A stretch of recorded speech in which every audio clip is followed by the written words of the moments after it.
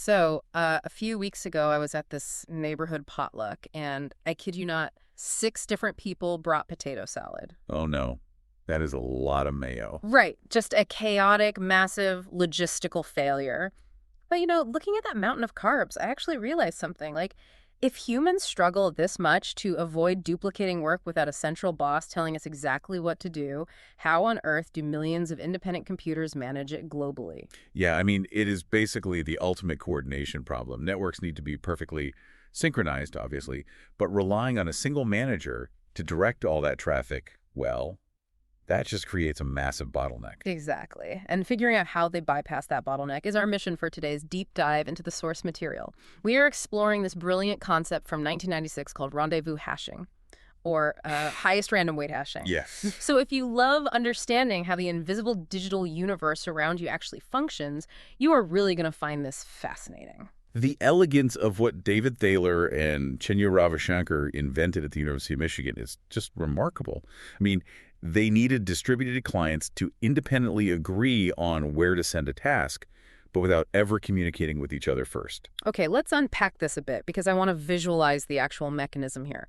Are we essentially like giving every independent computer the exact same mathematical meat grinder? The meat grinder. Yeah, meaning if you feed the exact same task and server name into this grinder, it reliably spits out the exact same score. Oh, right. Yeah, that is actually a great way to describe a hash function. It's pseudo-random, but perfectly deterministic. Got it. So you combine the name of the task and a server name, put them through that meat grinder, and you get a weight, like a score. And because every client uses the exact same formula, they all independently calculate the identical score. So they just assign the task to whichever server gets the highest score. Exactly. It's a distributed agreement instantly. Wow, that's incredibly efficient. And honestly, if you're trying to build this kind of seamless intelligence and automation into your own workflow, you should really check out our sponsor, Embersilk. Oh, definitely. Yeah, like whether you need help with AI training, integrating software, or just uncovering exactly where autonomous agents could make the most impact for your business or personal life, they are experts at optimizing complex systems. You can check out embersilk.com for your AI needs. It's a game changer for sure. For sure. But bringing it back to this scoring system, what happens when the chaos of the real world hits and a server crashes? I mean, doesn't relying on a rigid math formula just completely fall apart if the server it chose is suddenly dead? Well, you'd think so, but that is exactly where rendezvous hashing proves its worth. It uses this principle called minimal disruption. So when a server dies, you don't have to recalculate the entire network. Wait, really? You don't have to start over? No, not at all. Only the specific tasks that were assigned to that dead server get remapped. The clients just look at their mathematical scores and pick the server with the second highest score. Oh, wow. So everything else just stays exactly where it is? Precisely. Everything else in the network is completely untouched. I've got to ask about the alternative, though, because you always hear developers talk about consistent hashing, where servers and tasks are mathematically mapped onto this virtual ring, almost like points on a clock face. Isn't that supposed to be the gold standard? Yeah, consistent hashing is very popular, Yeah.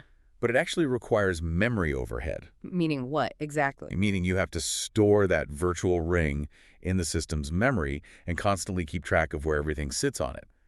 Whereas rendezvous hashing is entirely stateless. It requires zero stored memory of the network's layout. Zero. Zero. Mathematically speaking, consistent hashing is really just a restricted, special case of rendezvous hashing. That is wild. But wait, let me push back on that stateless design for a second. If every single computer has to calculate a mathematical weight for every single server every time a new task comes in, I mean, if you have 10,000 servers, isn't that exhausting for the computing power? That was the initial hurdle, actually. But engineers solved it by creating a virtual tree structure.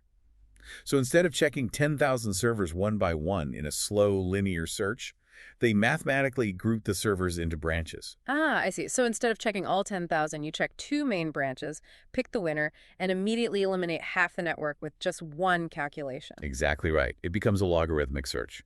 You quickly narrow it down to 5,000, then 2,500, then 1,250, and so on. That is brilliant. It really is. Sure. It takes a problem that would scale terribly and makes it lightning fast.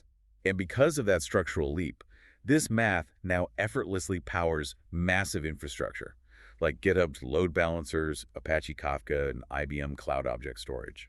It's a real testament to human ingenuity, isn't it? taking a simple rule and scaling it up to solve immense bottlenecks.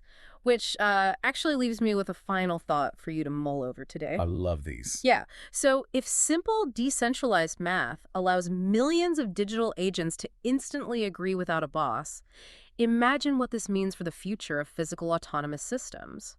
We could soon see swarms of rescue drones or automated supply chains seamlessly organizing themselves in real-time disaster zones. Just perfectly dividing the labor without ever needing a central command hub. Exactly. A truly resilient system that perfectly self-organizes when humanity needs it most. That is such an incredibly optimistic future to look forward to. It really is. The potential to solve huge human logistical problems is just massive. Absolutely. Well, if you enjoyed this podcast, please subscribe to the show. Hey, leave us a 5-star review if you can. It really does help get the word out. Thanks for tuning in.